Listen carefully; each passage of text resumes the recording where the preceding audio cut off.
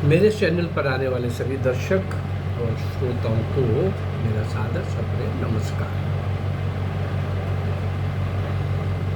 इस चैनल के माध्यम से भारत के उन क्रांतिवीरों को, नायक और नायिकाओं को आपके सामने लाने का प्रयास कर रहा हूँ, जिनको इतिहास में कहीं दिखाया नहीं गया, पढ़ाया नहीं गया और भारत के स्वतंत्रता संग्राम में जिन्होंने सर्वस्व निछावर किया, तन मन धन सब लुटा दिया, सब तरह की यातनाएं सही, सब तरह के कष्ट पीड़ाएं, सब विपरीत परिस्थितियों में, आंधी तूफान में डटे रहे, खड़े रहे, अडिग रहे, अटल रहे और आखिरी श्वास तक स्वतंत्रता रूपी महायज्ञ में सब कुछ आहूत करने के लिए तत्पर रहे। इस चैनल के माध्यम से अभी कुछ दिन पहले तक मैं कुछ पंजाबी सुर में आपके सामने ला रहा था, जिनको कोई नहीं जानता, और अभी भारतीय स्वतंत्रता संग्राम में क्रांतिकारी महिलाएं 6-7 शायद मैं आपके सामने ला चुका हूँ। ऐसी लगभग 30 से ऊपर जिनका आपने कभी नाम नहीं सुना, 1-2 को छोड़कर। और काम उनके देखिए, इतना करिश्माई व्यक्तित्व, किस प्रकार का उनका कहना सरल है, पर जब हम उनको पढ़ते हैं रोंगटे खड़े हो जाते हैं। आप जब सुनते होंगे तो भी आपको पता नहीं मैं उस ढंग से आप तक पहुंचा पाता हूँ कि नहीं, लेकिन भाव तो पहुंचता होगा। वो दृश्य जरा अपनी आंखों के सामने करके देखेंगे तो पता चलेगा कि हम कितनी सुविधाओं के अंदर जकड़े हुए रहते हैं। थोड़ा सा भी सुविधा हमारी छिन जाए तो हम कई बार असंतुलित व्यवहार करना शुरू कर देते हैं, और इनके सामने तो और काला पानी जैसा नर्क कई बार मैं बता चुका हूँ, कुछ सोच भी नहीं सकता। कल्पना करके भी सिर उठता है शरीर, मन, बुद्धि। तो आइए हम कुछ दिनों से भारतीय स्वतंत्रता संग्राम में क्रांतिकारी महिलाओं का योगदान, इस नाते अभी मैंने मादाम भीकाजी कामा का 2 एपिसोड दिए हैं। क्या कमाल, 70 साल की आयु तक भी अनथक निरंतर संघर्ष करती रही। विदेश में कितना जाना पड़ा उनको भारतीय स्वतंत्रता के लिए। उसी श्रृंखला को आगे बढ़ाते हुए आज मैं आपके सामने जो ला रहा हूँ वो है कुमारी मैना। 1857 का स्वतंत्रता संग्राम। बहुत कुछ हो चुका था, बहुत कुछ हो रहा था। स्वतंत्रता संग्राम 1857 का यद्यपि पूरी तरह से सफल ना हुआ हो, परंतु उस बलिदान की, कुर्बानी की, उस संघर्ष की, उस युद्ध की गूंज स्वतंत्रता मिलने तक 1947 तक, नेताजी सुभाष चंद्र बोस तक बराबर गूंजती रही। कुमारी मैना, बिठूर का किला। कुमारी मैना पेशवा की दत्तक पुत्री, नानाजी पेशवा की। बिठूर का किला, नाना साहब पेशवा का राजमहल। उनकी पुत्री मैना निर्भीक और साहसी। नाना साहब से परस्पर उसका वार्तालाप होता रहता। अल्पवयस्क पुत्री, बहुत छोटी आयु की पुत्री, पर वीरता और शौर्य में शिखर पर बैठी हुई ये पुत्री। चिंता में मगन नाना साहब पेशवा बोले, अब अंग्रेजों का विजय क्रम आरंभ हो चुका है, हमारी सेना भी छिन्न भिन्न हो चुकी है, उसे पुनः संगठित कर एक और मोर्चा लेना आवश्यक हो गया है, इसलिए अब बिठूर छोड़ना ही पड़ेगा, किंतु तुम्हें छोड़कर जाना मेरी आत्मा स्वीकार नहीं करती। तुम मेरे साथ चलो और ये महल किसी सेवक की देख रेख में हम छोड़ देंगे। ये दत्तक पुत्री अल्पायु की वयस्क ये वीर वीरांगना क्या बोलती है, पिताजी ये महल किसी सेवक की देखरेख में छोड़े अथवा सुना छोड़ दें, इसमें क्या अंतर है? यहाँ पर रहकर समय समय पर जो सूचनाएं हम अपने क्रांतिकारियों को देते हैं वे काम एक सेवक नहीं कर सकता। इसलिए मेरा ही यहाँ रहना सम्यक होगा, सार्थक होगा, लाभकारी होगा और मेरी तरफ से आप बिल्कुल भी विचलित ना हो, मैं रह लूँगी। पर बाप का दिल है ना, पर बेटी ये ठीक है, लेकिन मैं ऐसा सोच भी नहीं सकता। अंग्रेजों में मानवता नाम की कोई चीज़ नहीं है, वे तो पशु हैं और पशुवत ही व्यवहार करते हैं, इसलिए तुम्हारा यहाँ रहना खतरे से खाली नहीं है। पिताजी ये ठीक है, मैं अपने प्राणों की रक्षा करने में सक्षम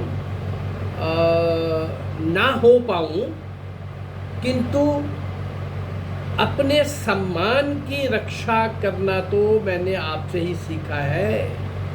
इसलिए निसंकोच आप जाइए, निश्चिंत हो जाइए, मैं अपनी रक्षा ठीक तरह से कर लूँगी और इस क्रांति की चिंगारी को ज्वाला बनाकर ये शरीर रहने तक मैं कार्य करती रहूँगी। हाँ, युद्ध के ये जो मैना का इसने कहा कि आप जाइए, चले जाइए, मैं कर लूँगी। नाना साहब ने कहा बेटी तुम्हें मेरा गंतव्य तो ज्ञात ही है। पिताजी आपके गंतव्य से मैं भली भांति परिचित हूँ। मैं ईश्वर से यही प्रार्थना करती हूँ कि वे आपको इस काम में सफलता प्रदान करें। बेटी से विदा होकर नाना साहब चले गए। पिठूर के राजमहल में मैना अकेली रह गई, साथ में थे कुछ सेवक। गुप्तचरों की सूचना के आधार पर मैना राजमहल में अकेली है। अंग्रेज सेनापति मिस्टर थॉमस हे ने राजमहल पर छापा मार सेवकों को कैद कर लिया। जो मैना के साथ सेवक थे उनको कैद कर लिया, किंतु मैना उनके हाथ नहीं आ सकी। सेनापति ने राजमहल को गोलों की तोपों से गिरा देने का फैसला किया। जैसे ही मिस्टर थॉमस हे ने तोपें चलाने का आदेश दिया, वैसे ही मैना एक झरोके से प्रकट होकर कड़कती आवाज में बोल उठी, रुको, बंद करो ये अपना दुष्कृत। आवाज सुनते ही सेनापति स्तब्ध रह गया और बोला, हमने महल का चप्पा चप्पा कोना कोना छान मारा, तब तो तुम कहाँ, कहीं मिली नहीं। अब अचानक कहाँ से आ टपकी। एक सैनिक कहने लगा कि हजूर ये लड़की कहीं से टपकी नहीं लगती, ये धरती फाड़ कर निकली है। हाँ, मैं धरती की बेटी हूँ, मैना ने उत्तर में कहा। अब सेनापति और मैना आमने सामने थे। अब वार्ता जो होती है वो इस प्रकार है, लड़की तेरी क्या इच्छा है? मैं चाहती हूँ कि ये महल गिराया ना जाए, इसको बचाने में तुम्हारा क्या उद्देश्य है? ये महल गंभीर अपराधी नाना साहब का है, वह विद्रोही क्रांतिकारी है।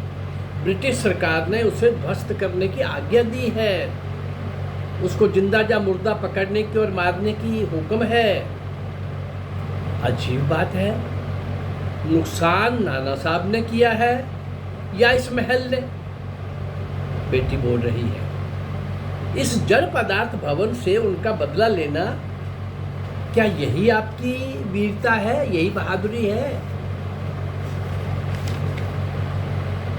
युद्ध के समय आदर्श नहीं देखा जाता, टॉमस हे बोल रहे हैं, केवल विध्वंस ही होता है।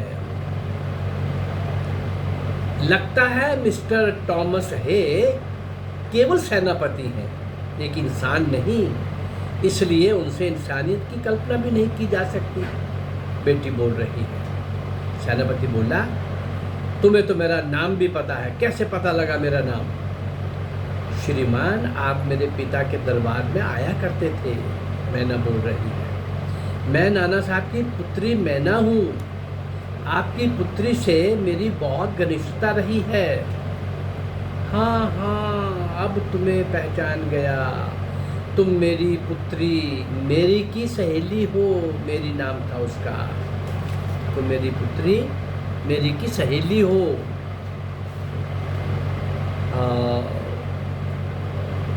आप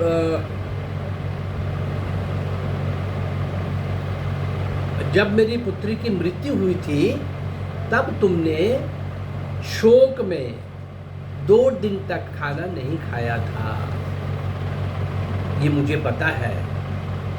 तब मैंने आपका मानवीय रूप देखा था, इसलिए महल ना गिराने का अनुरोध कर रही हूँ आपसे। इसलिए मैं आपसे अनुरोध कर रही हूँ, और सहायता करना संभव नहीं जान पड़ता, क्योंकि कंपनी सरकार की आज्ञा का पालन तो करना ही है। इन दोनों की बातचीत के दौरान प्रधान सेनापति जनरल आउट्रम भी वहीं पहुंच गए। वह आश्वस्त था कि अब तक तो महल गिर चुका होगा, किंतु यहाँ का आश्चर्य हुआ कि महल अभी तक गिरा नहीं था। उसने पूछा कि अभी तक महल क्यों नहीं गिराया गया? नाना साहब की पुत्री मैना इसे ना गिराने का अनुरोध कर रही है। इस लड़की के प्रति आपके मन में दया का भाव क्यों है? ये मेरी पुत्री मैरी की अभिन्न सहेली रही है। जनरल आउट्रम ने कहा कि इन सब बातों में मेरी तनिक भी दिलचस्पी नहीं है। सेनापति टॉमस हे ने पूछा कि नाना साहब का महल किसी प्रकार बन सकता है क्या? इसके लिए गवर्नर जनरल की आज्ञा लेनी होगी। क्यों न गवर्नर जनरल लॉर्ड कैनिंग से तार द्वारा ना गिराने की अनुमति ले ली जाए, ऐसा सेनापति ने कहा, टॉमस हे ने। जनरल आउट्रम बोले, कदापि नहीं, इस प्रस्ताव में मैं बिल्कुल सहमत नहीं हूँ। जनरल आउट्रम की आज्ञा से महल की तलाशी ली गई, किंतु मैना का कहीं पता नहीं चला। तोपें दागी गई और आनन फानन में महल ध्वस्त हो गया।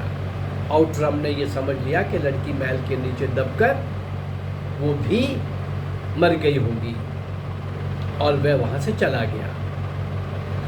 मैना भूमि के नीचे से, तलधर से प्रकट होकर स्वयं गिरे हुए महल को, उस महल की आभा को ध्वस्त होते उस चांदनी रात में देख रही थी। लेकिन मैना को 2 अंग्रेज सैनिकों ने देख लिया, उस पर झपटे और उसे गिरफ्तार कर लिया। गिरफ्तार करके जनरल आउट्रम के सामने पेश किया गया।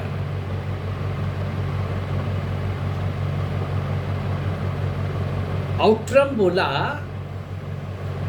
अंततोगत्वा तुम हमारे जाल में फंस ही गई। अब अच्छा यही होगा कि नाना साहब तथा उन अन्य क्रांतिकारियों के ठिकाने इत्यादि बता दो, अन्यथा तुम्हें जिंदा जला दिया जाएगा। परिणाम भुगतने के लिए तैयार रहो।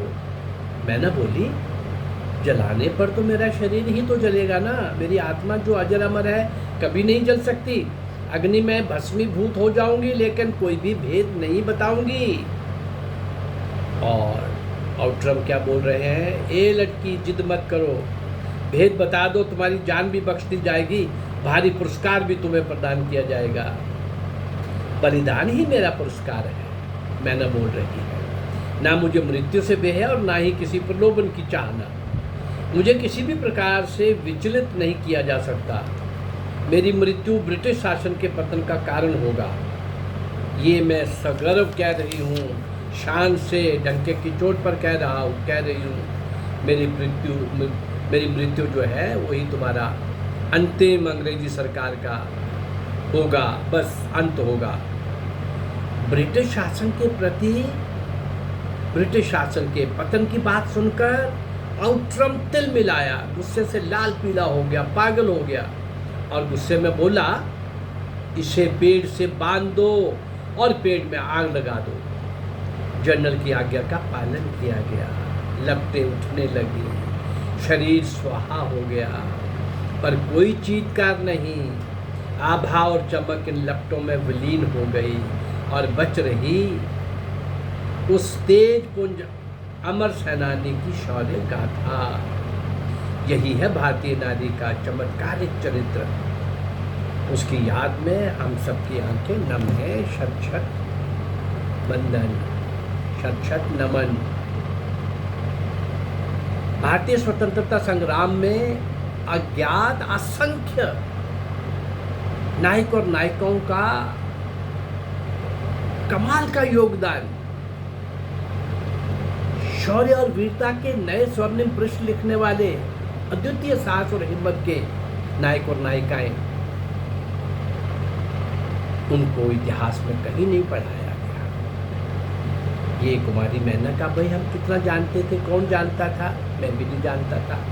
अब मैं इस काम में लगा हूँ तो मुझे लगता है कि इस 190 वर्ष का जो मैंने अभी समय लिया है, 1757 से 1947 तक का, ईस्ट इंडिया कंपनी के एंट्री से ब्रिटिशर्स के जाने तक का, नेताजी सुभाष चंद्र बोस तक का, इस 190 साल के काल में मैं 400 कम से कम नायकों और नायिकें अज्ञात, और यही 400 नहीं होंगे भाई, असंख्य हैं, लेकिन हमें बताया गया आज़ादी नेहरू और गांधी ने लेके दी है।